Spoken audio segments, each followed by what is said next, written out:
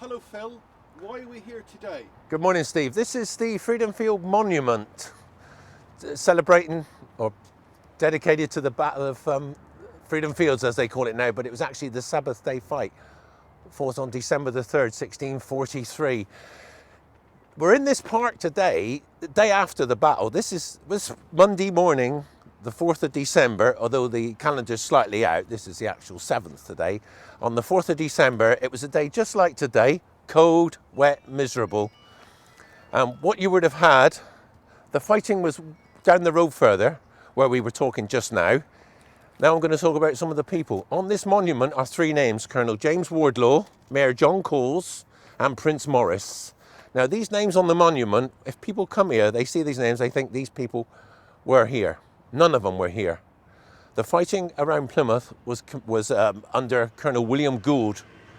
This man had led the fighting, led the defence of the Lipson Fort and routed the Royalists. Prince Maurice was still suffering from sickness after Dartmouth. He stayed on the other side of the river, and Mayor Coles and Colonel James Wardlaw could not get on during the Civil War. There was a verbal battle between the two for control of the town's forces.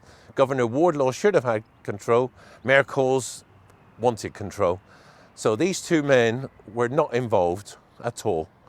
A lot of the soldiers who fought over there and died were badly wounded, were left on the field.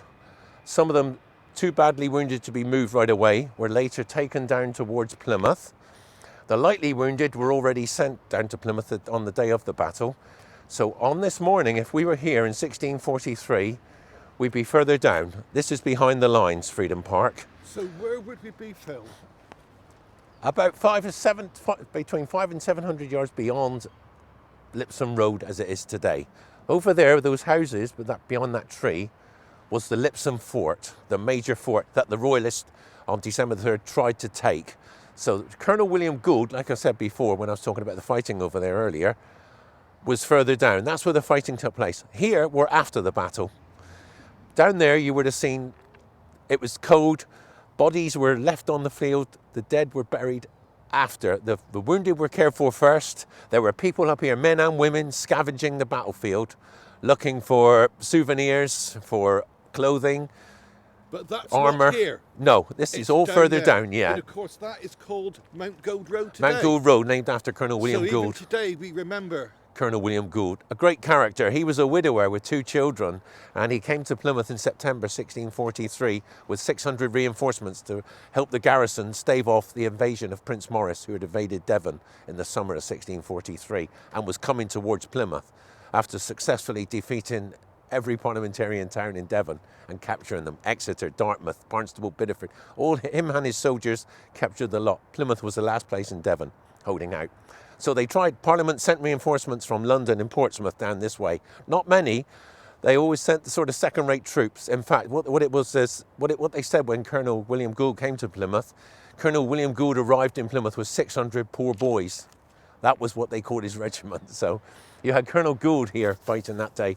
Other characters who should be on the monument were people like Captain John Wansley, who led the counterattack at Lara Point Work during the night of December 2nd, 3rd, when the Royalists overran the Lara Point Work. Captain John Wansley was shot out of his horse leading a counterattack and died. And he was a veteran of Roundway Down and Lansdowne, two famous battles in the Civil War.